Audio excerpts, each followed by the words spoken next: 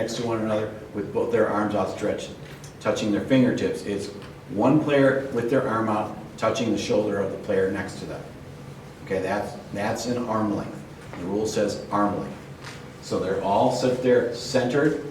The beanbag starts with, I think I've got some, see if I can get that to work. So the beanbag starts with the player, number one, farthest from their team pin. They run in, there's a beanbag in the center, they switch the beanbags, they run back out with the new beanbag, hand it to the next player, and that player goes out, switches beanbags, and it continues back and forth until it gets to the player closest to their pin. At that point, that player runs in, switches beanbags, and runs back to the first player and hands them the beanbag.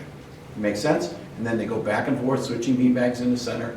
So it finally comes to that fifth player closest to the pin. The second time, they receive the beanbag and run straight into their touch pin. They don't have to run around their circle pin, they run straight in.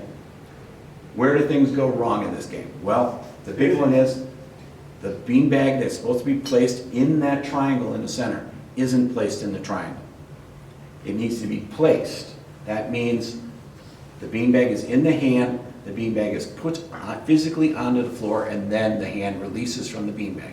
They're not 3 feet away from the triangle and throwing it, or they're not having their hand in the triangle and dropping it. It needs to be placed on the floor. The other thing is players leaving the circle line early. This is notorious for there. You can step back from that circle line if you want a step or two and run forward and get it, but if you break the plane of the circle, imagine that circle has got a plane that goes straight up to the heavens.